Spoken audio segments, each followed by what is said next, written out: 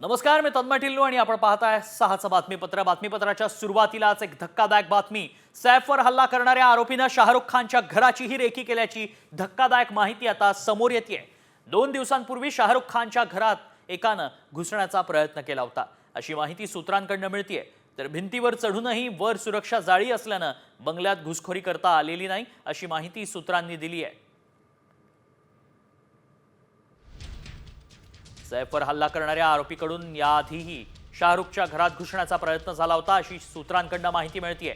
शाहरुखच्या घरावर जाळी आहे आणि सुरक्षा रक्षक जाळी बसवण्यात आली, त्यामुळे हा चोरटा आज जाऊ शकला नाही, हा हल्लेखोर आज जाऊ शकला नाही।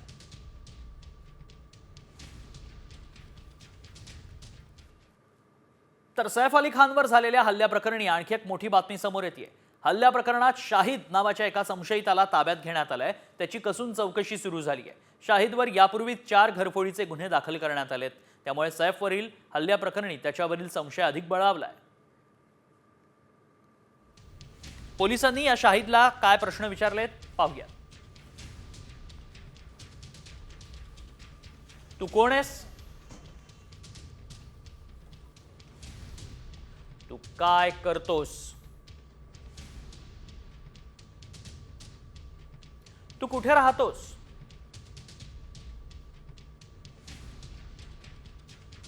तुझं शिक्षण किती झालं आणि तुला इंग्रजी येतं का? सैफ अली खान वर हल्ला झाला तेव्हा तू कुठे होता?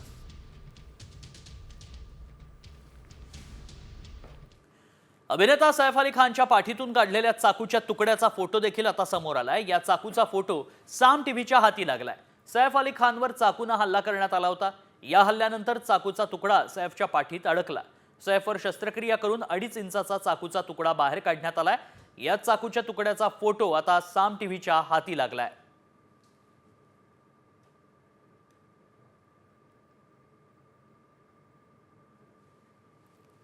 इकडे हल्लेखोर अभिनेता सैफ अली खानच्या घरातून बाहेर पडतानाचं सीसीटीव्ही फुटेज कालच समोर आलं होतं। मात्र हा हल्लेखोर घरात शिरताना तो कसा आला असा सर्व प्रश्नांनाच पडला।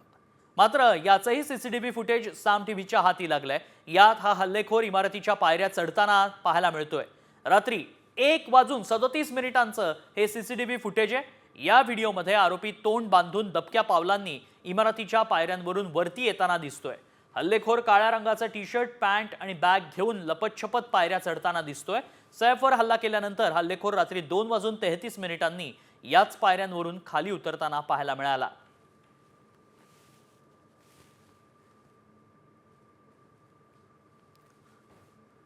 दरम्यान चाकू हल्ला झाल्यानंतर सैफला रिक्षामधून लीलावती रुग्णालयामध्ये नेण्यात आलं। सैफसाठी देवदूत ठरलेला याच रिक्षावाल्यापर्यंत साम टीव्ही आता पोहोचलाय। भजन सिंह असं या रिक्षावाल्याचं नाव आहे। रिक्षातून नेताना सैफ रक्तबंबाळ अवस्थेत होता असं भजन सिंहनं म्हटलंय। तसंच आपण सैफ आहोत हे स्वतः सैफनं सांगितल्याची माहिती या रिक्षावाल्यानं दिली आहे।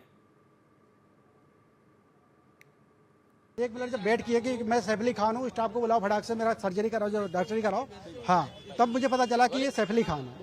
हाँ, रिक्शा में अंदर कौन था? उनका लड़का तैमूर था। हाँ, छोटा बच्चा था कोई साथ में, एक और था उनके साथ में कोई, बस। हाँ, आमतौर पर आप रात में रिक्शा चलाते थे, पैसा ज्यादा मिलता है रात में, आपने क्या सैफ अली खान से पैसा लिया था, क्या कहेंगे? नहीं नहीं, ऐसा कुछ नहीं सर। मैं कोई ऐसा कुछ जानता भी नहीं कि ये सैफ अली खान है। और मैं तो जैसे रोड पे चल रहा हूँ, और मुझे क्या मालूम कि ये सैफ अली खान है या कोई आम आदमी है। ऐसा चार्ज क्यों नहीं किया उनको? चार्ज क्या, अभी उनसे क्या मांगता, जब वो खुद ही बता रहे कि मैं सैफ अली खान हूँ, बट क्या है। हाँ, वो ऐसा हाथ हिला दिए तो बस मैंने हो गया, मैंने चलो ठीक है, मैंने बस ठीक, इनको जब जे ठीक हो गए तो बहुत ठीक हो गए। हाँ, भगत सिंग यांनी रिक्षामधून सैफ अली खान यांना हॉस्पिटलमध्ये नेलं होतं। विशेष म्हणजे रात्रीच्या वेळेला रिक्षा चालवत असताना देखील एक रुग्ण त्यांच्या रिक्षामध्ये बसला होता, जो जखमी होता। रिक्षावाल्याला याची देखील कल्पना नव्हती की आपल्या रिक्षामध्ये सैफ अली खान बसलेले आहेत। अगदी उतरताना सैफ अली खान यांनी त्यांना सांगितलं की मी सैफ अली खान आहे, आणि त्याच्यानंतर त्यांनी कोणतंही भाडं जे होतं ते त्यांना आकारलेलं नाही। आपण बघतोय की याच रिक्षामधून सैफ अली खान यांना लीलावती रुग्णालयात नेण्यात आलं। व्हिडिओ जर्नलिस्ट गणेश कानडेसह सचिन गाड, साम टीव्ही, मुंबई। सरपंच संतोष देशमुख हत्या प्रकरणी आता एक मोठी अपडेट समोर येते। वाल्मिक कराडवर मकोका लावल्यानंतर सीआयडीचा तपास अधिकारी बदललाय। आता या प्रकरणाचा संपूर्ण तपास अपर पोलीस अधीक्षक किरण पाटील करणार आहे। याआधी सीआयडीचे उपअधीक्षक अनिल गुजर तपास करत होते. सरपंच हत्या प्रकरणातील मुख्य आरोपी सुदर्शन घुलेसह 9 जणांवर मकोका लावण्यात आलाय. यात सीआयडीनं सुदर्शन घुले याला गँगचा लीडर दाखवलाय, तर वाल्मिक कराड गँगचा सदस्य आहे.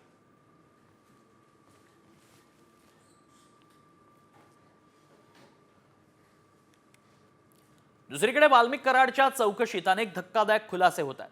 वाल्मिक कराडला विदेशातून फोन करणारा व्यक्ती हा त्याचाच नातेवाईक असल्याचं समोर आलंय. त्याचे आर्थिक व्यवहार पाहणाराही विदेशात असल्याचं तपासात उघडकीस आलंय. त्यामुळे वाल्मिक कराडनं विदेशात गुंतवणूक केली असल्याचं बोललं जात आहे. आता कराडची विदेशात संपत्ती आहे का याचा शोध तपास यंत्रणा घेत असल्याची माहिती मिळतेय.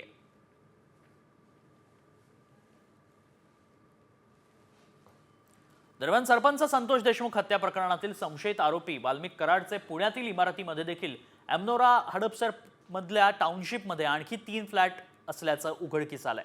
ज्योती जाधवच्या नावावर हे फ्लॅट खरेदी करण्यात आलेत. ज्योती जाधव ही वाल्मिक कराडची दुसरी पत्नी आहे.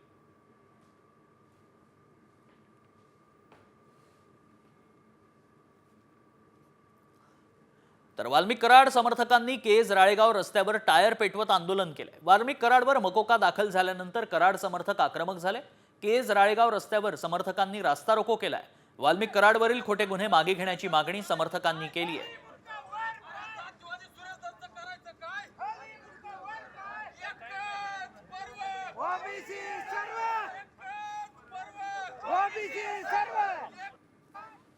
तर इकडे केज तालुक्यातील राजेगावमध्ये कराडचे समर्थनार्थ आंदोलन करण्यात आलंय. नानासाहेब चौरे हा कराड समर्थक पाण्याच्या टाकीवर थेट चढलाय. पाण्याच्या टाकीवर चढून कराडवरील गुन्हे मागे घ्या अशी मागणी हा आंदोलक करतोय. कराडवरील गुन्हे मागे घेतल्याशिवाय खाली उतरणार नाही असा आक्रमक पवित्रा या आंदोलकानं घेतल्याचं दिसतंय.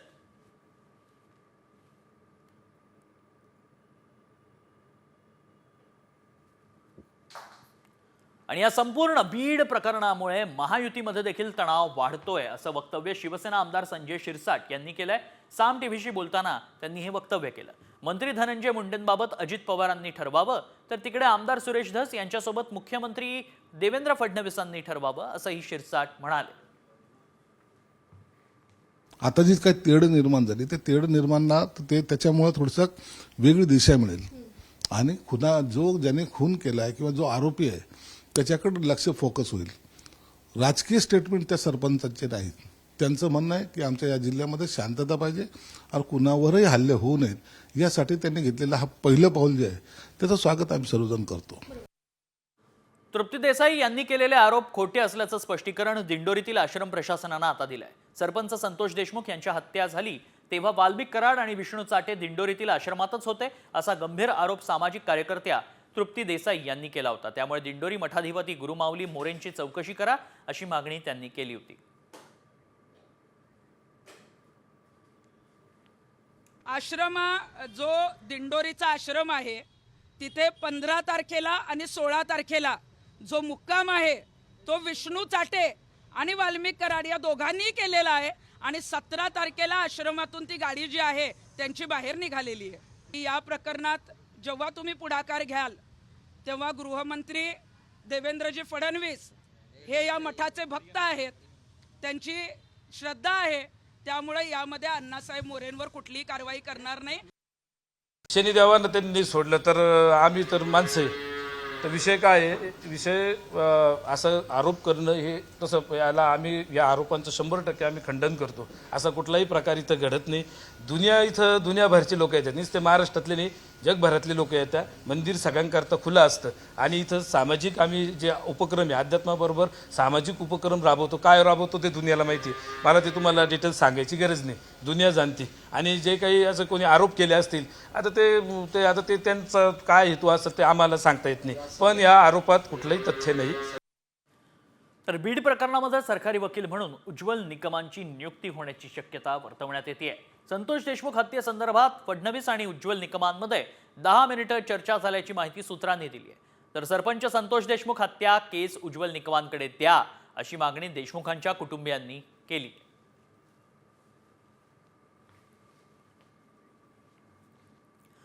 एक खळबळजनक बातमी बीडमधून पाहायला मिळते. केज तालुक्यातील आबादा एनर्जी या पवन ऊर्जा कंपनीतील एका मजुराचा मृत्यू झालाय. रचपाल हमीद मसीह असं या मृत कामगाराचं नाव आहे. तो पंजाबमधील होता. केजमधल्या रोडवर संबंधित कामगाराचा मृतदेह सापडलाय. कामगाराचा मृत्यू नेमका कोणत्या कारणामुळे झाला याबाबत अद्याप कुठलीही माहिती समोर आलेली नाही. केज शहरातील अंबाजोगाई रोडवर असलेल्या चांदणी बार समोर त्याचा मृतदेह रस्त्यावर पडला असल्याचं आढळलं. केज पोलिसांनी हा मृतदेह शवविच्छेदन करण्यासाठी ताब्यात घेतलाय.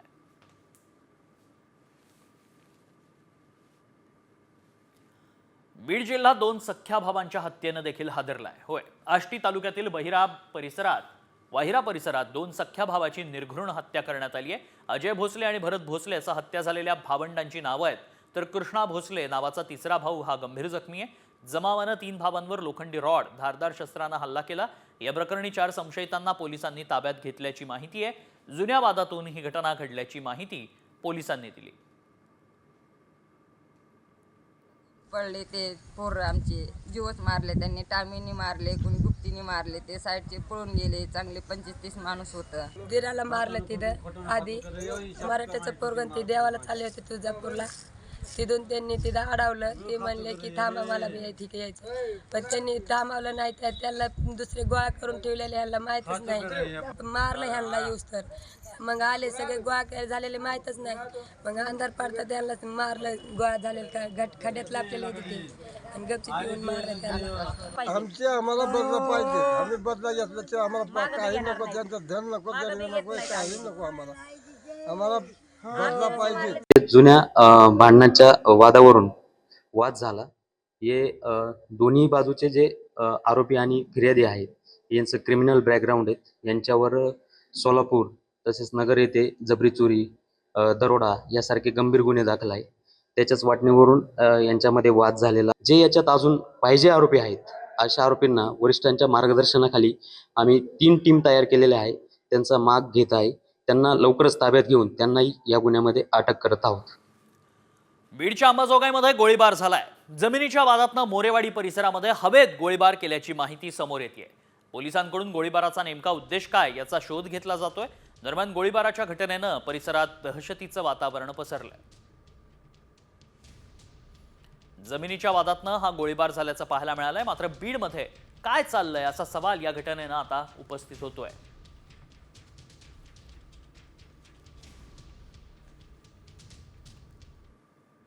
पुढच्या बातमीकडे. आंबेडकरी अनुयायांनी परभणी ते मुंबई लॉंग मार्चला सुरुवात केली आहे. सोमनाथ सूर्यवंशी आणि विजय वाकोडेंच्या कुटुंबाला न्याय देण्याच्या मागणीसाठी हा लॉंग मार्च काढण्यात येतोय. सोमनाथ सूर्यवंशींची आई आणि भाऊ या आंदोलनात सहभागी झालेत.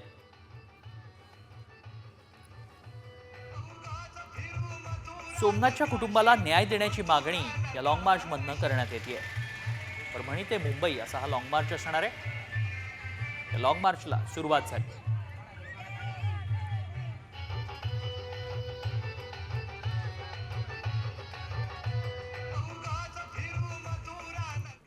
दोन 2023 मध्ये राज्य सरकारला कृषी साहित्य खरेदीच्या धोरणात बदल करण्याची गरज का पडली असा सवाल मुंबई हायकोर्टाच्या नागपूर खंडपीठानं केलाय. धनंजय मुंडे कृषी मंत्री असताना त्यांनी कृषी विभागाची डीबीटी योजना बंद केली. त्याच संदर्भात एक जनहित याचिका दाखल करण्यात आली होती. त्यावेळी खंडपीठानं धनंजय मुंडेंच्या कार्यकाळात धोरण कशासाठी बदललं या संदर्भात राज्य सरकारकडे स्पष्टीकरण मागितलंय. याचिका अशी आहे की जनहित याचिका आहे. याच्यामध्ये शासनाने पहिले स्कीम अशी काढली होती की सर्व लाभार्थी शेतकरी जे असतात ते त्यांच्या अकाउंटमध्ये ॲग्रिकल्चरल जे इक्विपमेंट्स असतात ते सगळे त्यांच्या अकाउंटमध्ये त्यांनी मागितलेल्या सामानांची वस्तू त्यांच्या अकाउंटमध्ये पैसे घेतल्यानंतर तिथे डायरेक्ट डिपॉझिट होत होते. नंतर 2016 पासून तर 2023 पर्यंत प्रचंड GRs बदलले. उच्च न्यायालयामध्ये जेव्हा एखादी कुठली केस होते किंवा पिटिशन होते तेव्हा उच्च न्यायालय सरकारला जे काही बाबी विचारतात सरकार योग्य वेळी त्याचे योग्य उत्तर देत असतं.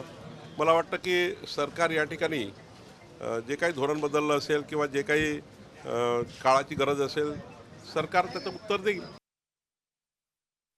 माध्यमातून बघूयात याचिकेत काय आरोप आहेत. 5 डिसेंबर 2016 कृषी साहित्य खरेदीसाठी डीबीटी योजना सुरू करण्यात आली. 23 ऑक्टोबर 2023 धनंजय मुंडेंनी डीबीटी योजना बंद केली. राज्य सरकारनं 103 कोटी 95 लाखांचा निधी देखील मंजूर केला होता. धनंजय मुंडेंच्या कार्यकाळात धोरण कशासाठी बदललं?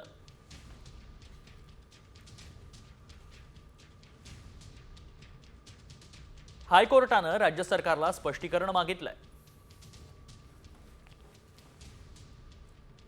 राज्यातील कांदा उत्पादक शेतकरी आता पुन्हा अडचणीत सापडलाय. गुरुवारपासून बांगलादेशकडून कांदा आयातीवर 10% शुल्क आकारणी लागू करण्यात आली आहे. गेल्या वर्षी 6 नोव्हेंबरला हटवलेलं कांद्यावरील 10% आयात शुल्क पुन्हा लागू करण्यात आल्यानं कांदा उत्पादक शेतकरी अडचणीत सापडलाय. त्यांच्या आयातवर शुल्क म्हणजे कांदा आयातवर शुल्क लावलेलं आहे. त्याच्यामुळे भारताला जो कांदा जाणार आहे, जर त्यांना तो 20 रुपये जवळपास असला आणि त्याच्यावर 10% जर आयात शुल्क देणार होतं तर 30 रुपये पडणार आहे. आणि त्यांच्या स्थानिक शेतकऱ्यांचा जर कांदा जर 15 रुपयात भेटत जातो तो कांदा ते घेणार आहे. म्हणजे याचा अर्थ ते व्यापारी इथला कांदा आयात करणार नाही. आणि आपल्या देशातून आपल्याकडून पहिलेच 20% निर्यात शुल्क चालू आहे. जर ते सरकारने 20% निर्यात शुल्क हटवलं तर कांद्याचे बाजार स्थिर राहतील. सामाजिक न्यायमंत्री संजय शिरसाटांना मोठा धक्का बसलाय. संजय शिरसाटांना सिडकोच्या अध्यक्षपदावरून हटवण्यात आलंय. मंत्रिपदाचा पदभार स्वीकारल्यानंतर शिरसाटांनी सिडकोचा राजीनामा देणं अपेक्षित होतं, मात्र त्यांनी राजीनामा दिला नाही. त्यामुळे अखेर राज्य सरकारनं त्यांना सिडकोच्या अध्यक्षपदावरून हटवलंय. शिवसेनेतील बंडानंतर एकनाथ शिंदेंनी भाजपसोबत सत्ता स्थापन केली होती. त्यावेळी आमदार संजय शिरसाटांचा मंत्रिमंडळात समावेश करण्यात आला नव्हता. त्यामुळे नाराज झालेल्या शिरसाटांची महायुती सरकारकडून सिडकोच्या अध्यक्षपदी वर्णी लावण्यात आली होती. मला वाटतं की हे सिडको शिवसेनेकडे कायम राहावं? नाही, सिडको तर शिवसेनेकडे असावंच ना. मी राजीनामा दिला याचा अर्थ माझ्या जागी कुणाची तरी नेमणूक ही शिवसेनेच्याच माणसाची झाली पाहिजे असं माझं स्पष्ट मत आहे.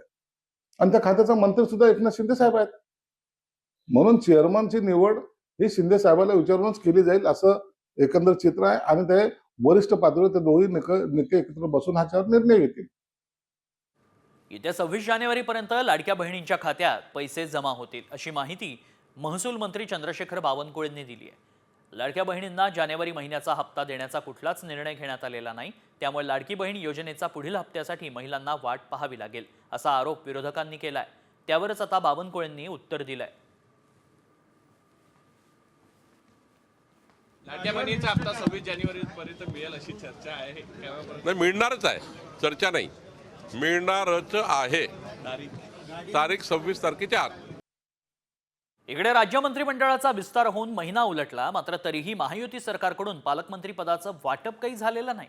महायुतीमधील 3ही पक्षांमध्ये पालकमंत्री पदावरून जोरदार रस्सीखेच असल्यानं हे वाटप रखडल्याचं समजतंय. या सर्व पार्श्वभूमीवर येत्या 2 दिवसात बैठक होणार आहे. त्यात पालकमंत्री पदाबाबत अंतिम चर्चा करून नावं निश्चित करण्याचं महायुतीच्या नेत्यांनी ठरवल्याचं समजतंय. कोणत्या जिल्ह्यात पालकमंत्री पदावरून वाद आहेत जाणून घेऊयात ग्राफिक्सच्या माध्यमातून. अजित पवार, चंद्रकांत पाटील, पुण्याचा पालकमंत्री कोण होणार यावरून दोघांमध्ये वाद आहे. तिकडे रायगडमध्ये भरत गोगावले, अदिती तटकरे. बीडमध्ये धनंजय मुंडे की पंकजा मुंडे. संभाजीनगरमध्ये अतुल सावे की संजय शिरसाट. कोल्हापूरमध्ये प्रकाश आबिटकर आणि हसन मुश्रीफांमध्ये देखील वाद. साताऱ्यात तर 4 पालकमंत्री आहेत शर्यतीमध्ये. शिवेंद्रराजे भोसले, जयकुमार गोरे, शंभूराज देसाई, मकरंद पाटील. नाशिकमध्ये 4 गिरीश महाजन, दादा भुसे, नरहरी झिरवाळ, माणिकराव कोकाटे.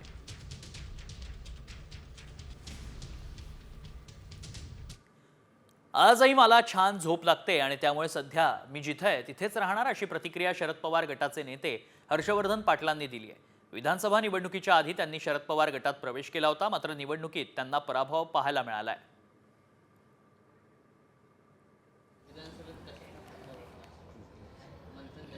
त्याच्यावर आता खूप चर्चा झालेली आहे. आता त्याच्यावर वेगळं सांगू आम्ही.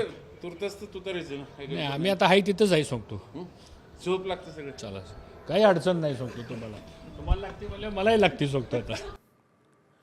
आणि आता बातमी येते संभाजीनगरातनं. छत्रपती संभाजीनगरात आदर्श पतसंस्थेचे काही ठेवीदार आहेत जे आक्रमक झाल्याचं पाहायला मिळतंय. संभाजीनगरमध्ये आदर्श पतसंस्थेचे ठेवीदार आक्रमक झाल्याचं पाहायला मिळतंय.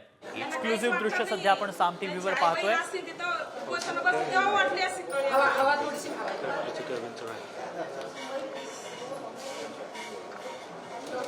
ठेवीदारांनी जिल्हाधिकारी कार्यालयात ठिय्या आंदोलन केलंय, मात्र पतसंस्थेचे ठेवीदार आक्रमक झाल्याचं दिसतंय.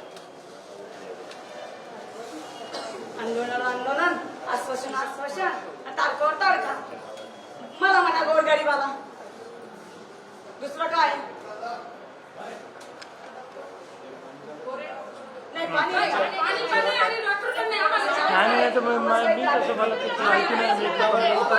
अधिक माहिती जाणून घ्या. आमचा प्रतिनिधी माधव सावरगावे सध्या संपर्कात आहेत. माधव, ठिय्या आंदोलन करण्यात येत होतं, काय सध्या परिस्थिती?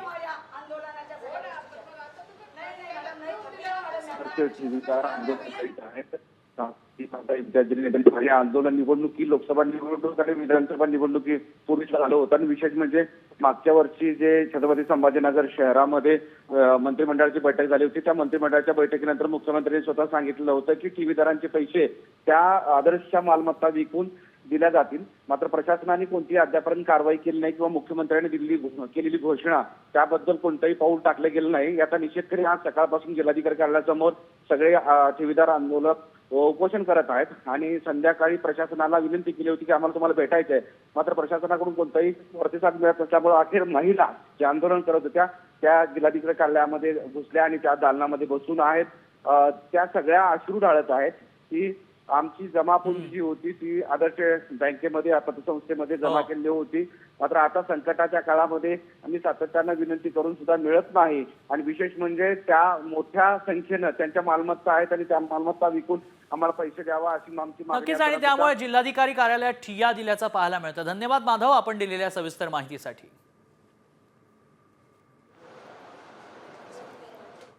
या बातमीकडे आपलं लक्ष असेलच. तुर्तास वळूयात पुढच्या बातमीकडे. महाराष्ट्र एकीकरण समिती पुन्हा आक्रमक झाल्याचं पाहायला मिळतंय. बेळगावला महाराष्ट्रात घेण्याची आंदोलकांनी मागणी केली आहे. या आंदोलनाला सीमावासियांनी पाठिंबा दर्शवलाय. तर महाराष्ट्र एकीकरण समितीकडून आता महाराष्ट्रात वेगवेगळ्या जिल्ह्यात आंदोलनं केली जाणार आहेत. कोल्हापूर जिल्हाधिकारी कार्यालयाबाहेर धरणं आंदोलन करण्यात आलंय. सगळ्यात पहिले म्हणजे आपल्याला एक बघितलं पाहिजे, म्हणजे आपल्याला म्हणजे महाराष्ट्र शासनाला हे बघितलं पाहिजे की ही केस चालली पाहिजे आणि त्याचा निकाल लावून घेतला पाहिजे, अर्थात आपल्या बाजूनेच लावून घेतला पाहिजे. मुख्यमंत्री याच्याकडे त्याच्यात लक्ष घालून आपला धावा चालून घेतील, त्यात काही प्रश्न नाही आहे. दुर्लक्ष करतील असं या भविष्यामध्ये ते करणार नाही अशी आपण अपेक्षा करूया. बेळगाव कर्नाटक सीमा महाराष्ट्र कर्नाटक सीमा प्रश्न हा गेली 68 वर्ष प्रलंबित आहे. हा प्रश्न 1956 साली त्यावेळेला भाषावर प्रांतरचनेप्रमाणे आम्हाला मराठी भाषिकांना महाराष्ट्रात सामील करणं गरजेचं होतं, पण अन्यायानं आम्हाला कर्नाटकात गाठल्यामुळं हा प्रश्न निर्माण झालेला आहे. 1 मे हा महाराष्ट्र दिन म्हणून संपूर्ण महाराष्ट्र साजरा करते, परंतु आम्हाला ते भाग्य लाभलेलं नाही आहे. ते भाग्य आम्हालाही लाभावं या दृष्टीनं आम्ही ही मागणी घेऊन मुंबईला जाणार आहोत आणि हा प्रश्न लवकरात लवकर सोडून घ्यावा अशी आमची इच्छा. जळगावमधील एका कंपनीच्या परप्रांतीय मॅनेजरला मनसैनिकांनी चांगला चोपला. परप्रांतीय मॅनेजरनं जाणून बुजून मराठी कामगारांना त्रास दिला. गेल्या 2 महिन्यांपासून मराठी कामगारांचे पगार दिले नव्हते असा आरोप मनसैनिकांचा आहे. तर आक्रमक झालेल्या महाराष्ट्र नवनिर्माण सेनेच्या पदाधिकाऱ्यांनी थेट कंपनीच्या कार्यालयात जात मॅनेजरच्या कानशिलात लगावली.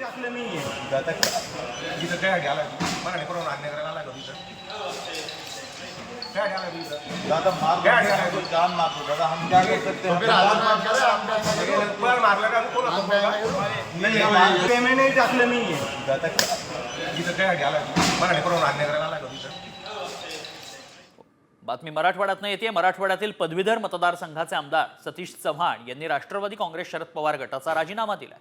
सतीश चव्हाण लवकरच अजित पवारांच्या गटात प्रवेश करणार आहेत. उद्या शिर्डीमध्ये अजित पवार गटाचा अधिवेशन. या अधिवेशनातच सतीश चव्हाण यांचा पक्षप्रवेश होणार असल्याची माहिती मिळतेय.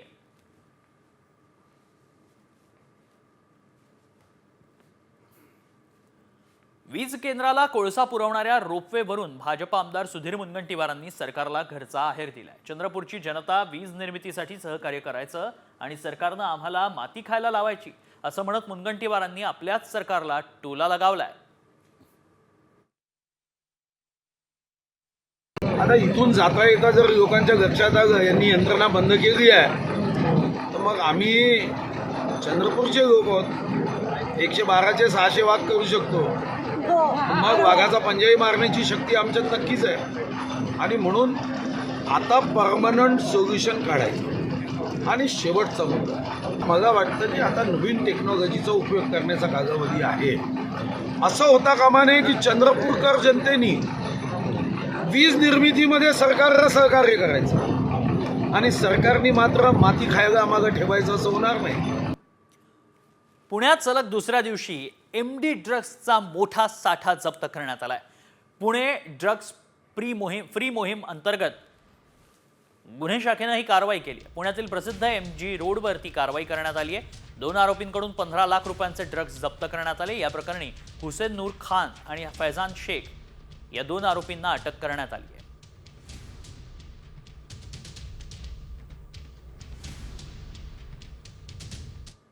हेडलाइन्स प्रस्तुत करता आहेत सर्वोत्तम मसाले रामबंधू मसाले. लाजवाब सुगंध, लज्जतदार स्वाद आणि वर्षानुवर्ष सर्वोत्तम गुणवत्ता म्हणजे रामबंधू मसाले. रामबंधू माझा टेस्ट पार्टनर. आणि तुमचा? सैफरील हल्ला प्रकरणात एक संशयित ताब्यात. 4 घरफोडीचे गुन्हे दाखल असलेल्या शाहिदची कसून चौकशी.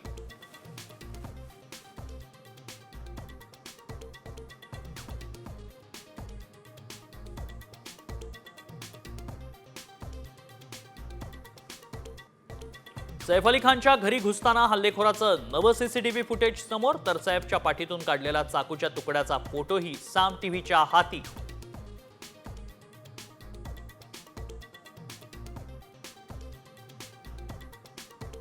सैफवर हल्ला करणाऱ्या आरोपीकडून किंग खानच्या बंगल्याची रेकी. 14 जानेवारीला मन्नत बंगल्यात शिरण्याचा प्रयत्न केल्याची माहिती.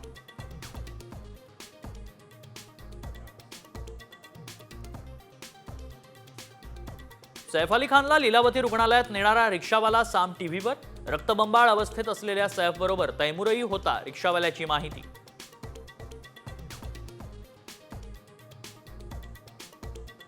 शिवसेनेचे मंत्री संजय शिरसाटांना मोठा धक्का. सिडको महामंडळाच्या अध्यक्षपदावरून हटवलं.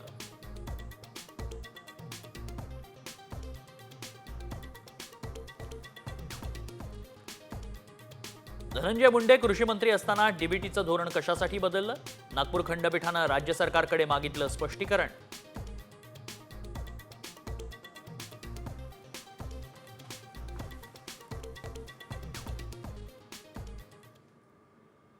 आणि आता बातम्या पाहायच्या सविस्तर. सिडकोच्या घरांच्या किमती सामान्यांच्या आवाक्याबाहेरच राहणार आहेत. सिडकोनं 26,000 घरं विक्रीसाठी उपलब्ध करून दिली आहेत. मात्र या घरांच्या किमती कमी करण्याबाबत प्रयत्न करणार असल्याचं आश्वासन माजी सिडको अध्यक्ष संजय शिरसाट यांनी दिलं होतं. मात्र प्रत्यक्षात अजून तरी घरांच्या किमती कमी करण्याचा कोणताही प्रस्ताव नसल्याचं सिडकोसह व्यवस्थापकीय संचालक शंतनू गोयल यांनी म्हटलंय.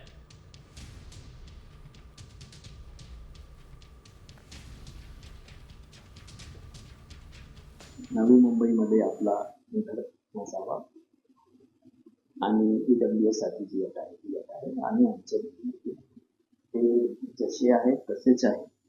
त्याच्यामध्ये सध्या आम्हाला शासनाकडून कुठलाही आदेश निर्देश प्राप्त नाही. आमच्या अशी तयारी आहे की नक्कीच आम्ही जे फ्लॅट्स आम्ही ज्या किमतीला जाहीर केलेले आहेत त्या किमतीलाच जातील आणि आम्हाला जनमानस सामान्य जन खूप चांगला प्रतिसाद याच्यामध्ये देणार आहे अशी आम्हाला विश्वास.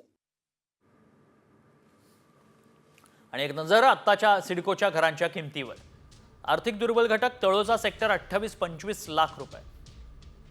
आर्थिक दुर्बल घटकासाठीच तळोजा सेक्टर 39 मध्ये किंमत आहे 26 लाख रुपये. Kharghar bus depot 48.3. बामणडोंगरी 31 लाख, जवळजवळ 32 lakh. Kharkopar 2A 2B 32 lakh. Kalamboli bus depot 41 lakh.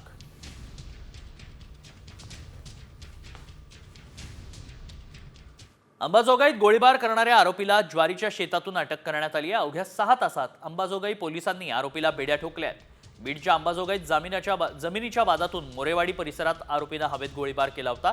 गोळीबाराच्या घटनेनं परिसरात दहशतीचं वातावरण पसरलं होतं. अंबाजोगाईमध्ये हवेत गोळीबार करणाऱ्याला तातडीनं पोलिसांनी ताब्यात घेतलं. अवघ्या 6 तासांमध्ये ही कारवाई झाल्याचं पाहायला मिळत आहे.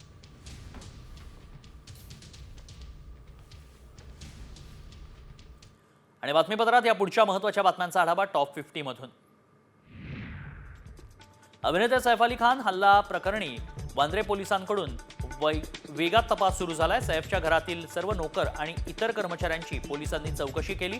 वांद्रे पोलीस स्टेशनमध्ये तब्बल 5 तास चौकशी करण्यात आली आहे. त्यानंतर पोलिसांनी सर्वांना सैफच्या इमारतीत आणलंय. सैफ अली खानवरील हल्ल्या प्रकरणामध्ये शाहिद नावाच्या एका संशयिताला ताब्यात घेण्यात आलंय. त्याची चौकशी करून सुरू आहे. शाहिदवरती यापूर्वी 4 घरफोडीचे गुन्हे दाखल करण्यात आलेत. त्यामुळे सैफवरील हल्ल्याप्रकरणी त्याच्यावरील संशय बळावलाय.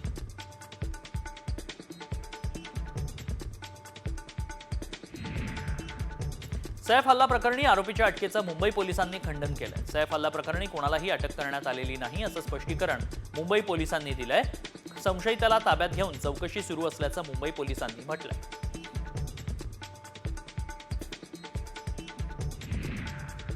अभिनेता सैफ अली खानच्या पाठीतून काढलेल्या चाकूच्या तुकड्याचा फोटो समोर आलाय. सैफ अली खानवर चाकूनं हल्ला करण्यात आला होता. या हल्ल्यानंतर चाकूचा तुकडा सैफच्या पाठीत अडकला होता. सैफवर शस्त्रक्रिया करून 2.5 इंचाचा चाकूचा तुकडा बाहेर काढण्यात आलाय. सैफ अली खानच्या इमारतीमध्ये जातानाचा आरोपीचा व्हिडिओ समोर आलाय. रात्री 1:37 हे सीसीटीव्ही फुटेज आहे. या व्हिडिओमध्ये आरोपी तोंड बांधून दबक्या पावलांनी इमारतीच्या पायऱ्यांवरून वरती जाताना दिसतोय.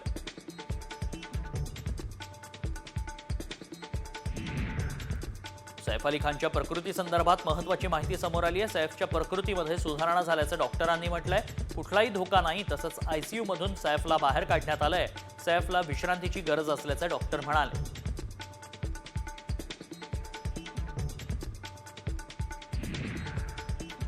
अभिनेता सैफ अली खानवर हल्ला करणारा आरोपी अजूनही मोकाट आहे. आरोपीला पकडण्यात पोलिसांना यश आलेलं नाही. पोलिसांच्या 20 पथकांकडून तपास सुरू आहे. पोलिसांनी सैफच्या इमारतीतील 3 DVR ताब्यात घेतले. तसंच घरात काम करणाऱ्या 15 जणांना चौकशीसाठी ताब्यात घेतलं होतं.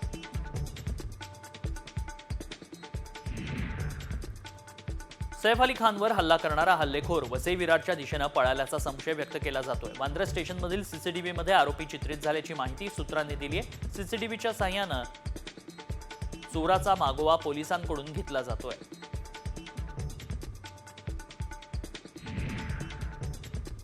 सैफवर हल्ला करणाऱ्या आरोपीनं शाहरुख खानच्या घराचीही रेकी केल्याची माहिती समोर येते. 2 दिवसांपूर्वी शाहरुख खानच्या घरातही एकानं घुसण्याचा प्रयत्न केला होता अशी माहिती सूत्रांनी दिली. सैफ अली खानवरील चाकू हल्ल्यानंतर बॉलिवूड चिंतेत आहे. या हल्ल्याप्रकरणी अभिनेता शाहिद कपूरची प्रतिक्रिया समोर आली आहे. सैफवरील हल्ला धक्कादायक असल्याचं शाहिदनं म्हटलंय. मुंबईसारख्या सुरक्षित शहरात अशी घटना घडतीये यावर विश्वासच बसत नसल्याचं शाहिद म्हणाला. वांद्र्यातील एका सोसायटीत चोराची शिरजोरी पाहायला मिळाली. स्कायपर या सोसायटीमध्ये चोर शिरला. मात्र सुरक्षा रक्षकांनी या चोराला पकडले. यानंतर या चोरानं सुरक्षा रक्षक आणि इमारत मालकाला धमकावल्याचं समोर आलं. त्यामुळे वांद्रे पश्चिम असुरक्षित झालंय का असा सवाल उपस्थित झालाय. महिलेशी हुज्जत घालणाऱ्या तृतीयपंथीयाला नागरिकांनी चोप दिलाय. बीडच्या माजलगाव शहरात ही घटना घडली आहे. महिलेनं 20 रुपये दिल्यानंतर देखील तृतीयपंथीयानं जास्तीचे पैसे मागत महिलेशी हुज्जत घातली. त्यानंतर नागरिकांनी तृतीयपंथीयाला बेदम चोप दिलाय.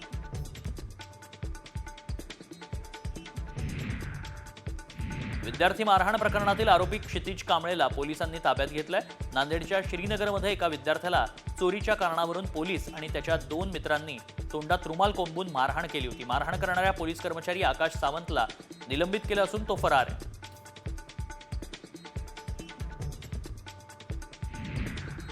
जळगावच्या MIDCतील एका कंपनीमध्ये परप्रांतीय व्यवस्थापकाला मनसे शहराध्यक्ष विनोद शिंदेंनी कांचिलात लगावली. परप्रांतीय मॅनेजर मराठी कामगारांवर अन्याय करत असल्याचा आरोप आहे. मॅनेजरनं जाणून बुजून मराठी तरुणांचा पगार 2 महिन्यांपासून रोखून धरल्यानं मनसे आक्रमक झाली.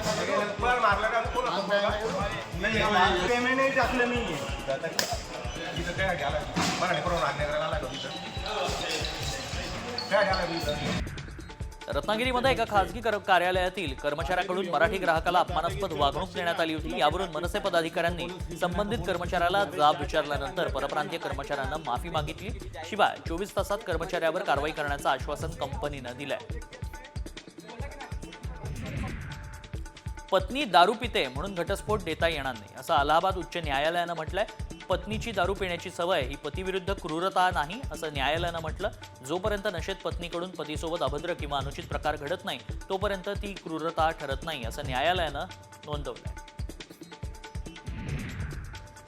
कोल्हापुरात आरोग्य विभाग अधिक सक्षम करण्यासाठी वैद्यकीय शिक्षण विभागाकडून मनुष्यबळ वाढवण्यात येत आहे. राजश्री शाहू महाराज शासकीय वैद्यकीय महाविद्यालयात चतुर्थ श्रेणी वर्गातील 96 पदांवर भरती होणार आहे. गेल्या 20 वर्षात पहिल्यांदाच शासकीय सेवेतील कायमस्वरूपी पदाची भरती होतीये. नंदुरबार जिल्ह्यातील आदिवासी तरुणाचा प्रजासत्ताक दिनी राष्ट्रपतींच्या हस्ते सन्मान होणार आहे. पारंपरिक शेतीला आधुनिकतेची जोड देत त्यांनी पिंजऱ्यातील मत्स्य व्यवसायातून असामान्य यश प्राप्त केलं. या कर्तृत्वाची दखल घेत राष्ट्रपती भवनातून खास आमंत्रण मिळालं. कोल्हापूरच्या सिडको विभागातील नैना कार्यालयात कामकाजाच्या वेळेत गाण्यांची मैफल रंगली आहे. कामाच्या वेळेत कर्मचाऱ्यांनी गाणी गायली. नैना प्रकरणी जाब विचारण्यासाठी गेलेल्या एका प्रकल्पग्रस्त नागरिकानं हा व्हिडिओ शूट केला. काढू ना, तुम्ही पण सिक्युरिटी आहे. आमचा काढू नका, मला अधिकार आहे.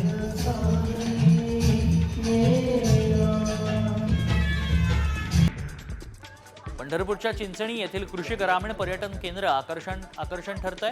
वर्षभरात सुमारे 25,000हून अधिक पर्यटकांनी चिंचणीला भेट दिली आहे. गेल्या 3 वर्षांमध्ये कृषी पर्यटनातून 1 कोटींची आर्थिक उलाढाल झाली आहे.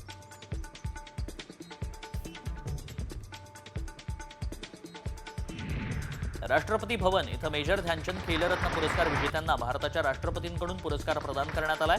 पॅरिस ऑलिम्पिक पदक विजेती नेमबाज मनू भाकर, जागतिक बुद्धिबळ स्पर्धेतील विजेता डी गुकेश, हॉकी संघाचा कर्णधार हरमनप्रीत सिंग आणि पॅराऑलिम्पिक खेळाडू प्रवीण कुमार यांना यावेळी खेलरत्न पुरस्कार प्रदान करण्यात आला.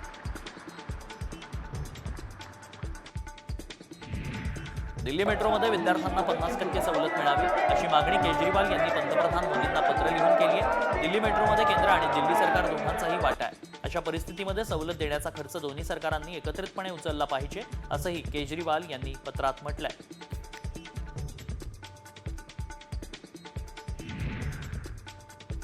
दरवर्षी प्रमाणे यावर्षी देखील भारत मोबिलिटी एक्स्पो आयोजित केला जातोय. इंडिया मोबिलिटी ग्लोबल एक्स्पोमध्ये यावेळी 100हून अधिक नवीन वाहनं लॉन्च होणार आहेत. दरम्यान पंतप्रधान नरेंद्र मोदींनी या एक्स्पोचा दौरा केलाय. एलॉन मस्क यांच्या स्पेसएक्सच्या स्टारशिप रॉकेटचा गुरुवारी 7व्या चाचणी उड्डाणादरम्यान स्फोट झाला आणि ते जमिनीवर कोसळले. एलॉन मस्क यांनी स्वतः याचा व्हिडिओ शेअर करत आपली प्रतिक्रिया व्यक्त केली. टेक्सास येथील बोका चिका या प्रक्षेपण केंद्रावर या रॉकेटनं उड्डाण केलं. अधिकाराचा गैरवापर आणि अल कादिर युनिव्हर्सिटी प्रोजेक्ट ट्रस्टशी संबंधित भ्रष्टाचाराच्या प्रकरणात पाकिस्तानचे माजी पंतप्रधान इम्रान खान यांना 14 वर्षांचा तुरुंगवास ठोठावण्यात आलाय. तर त्यांच्या पत्नी बुशरा बीबी यांना देखील 7 वर्षांची शिक्षा सुनावली. कोर्टानं त्यांना $3,500 दंड ठोठावलाय. इस्रायलचे पंतप्रधान बेंजामिन नेतान्याहू यांच्या कार्यालयानं मोठी घोषणा केली. इस्रायल हमासमधील युद्धविराम करारावर पंतप्रधानांच्या कार्यालयाकडून शिक्कामोर्तब करण्यात आलंय.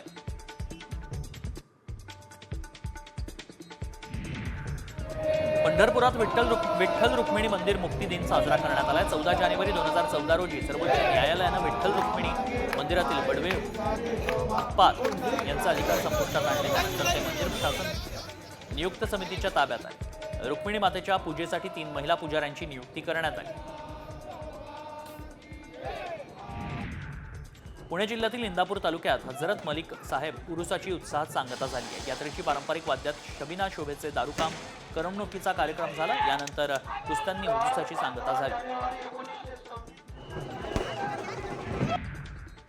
बीडच्या वडवणी तालुक्यातील देवळी गावात राणूबाई देवी यात्रेत कुस्त्यांची दंगल रंगली.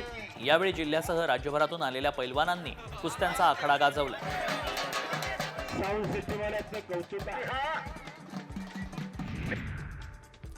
जळगाव जिल्ह्यातील चाळीसगाव येथील पीर मुसा कादरी बाबांच्या उरुसाला सुरुवात झाली. या उरुसाचं प्रमुख आकर्षण असलेल्या मानाच्या तलवारीच्या मिरवणुकीत भाविकांनी सहभाग नोंदवला. यंदा तलवार पकडण्याचा मान मोहित देशमुख यांना मिळाला. मिरजमध्ये मिरासाहेब दर्ग्यात मंडप उभारण्यात आलाय. यावेळी भाविक मोठ्या संख्येने उपस्थित होते. परंपरेप्रमाणेच गेल्या आठवड्यामध्ये चंद्रदर्शनानंतर उरुसाला सुरुवात झाली. यंदा 650वा उरूस असल्यानं विविध धार्मिक आणि सांस्कृतिक कार्यक्रमांचं आयोजन करण्यात आलं. नागपुरातील टेकडी गणेश मंदिरात तीळ चतुर्थीच्या निमित्तानं भाविकांनी गर्दी केली आहे। याच पार्श्वभूमीवर मंदिरांची फुलांनी सजावट करण्यात आली। या तीळ चतुर्थीच्या निमित्तानं टेकडी गणेश मंदिरात 900 किलोच्या तिळाची रेवडी वाटप झालंय। रामतीर्थ गोदावरी सेवा समितीकडून गोदा आरती करण्यात आली। प्रथमच 182 देशात ही गोदा आरती पाहिली गेली आहे। श्री रविशंकर यांच्या उपस्थितीमध्ये गोदावरी नदीची महागोदा आरती यूट्यूबच्या माध्यमातून 65 लाखांपेक्षा अधिक नागरिकांनी पाहिली आहे। नाशकात गोदावरीची आरती ही देशातील पहिली आरती आहे जिथं महिलाही गोदा आरती करतात।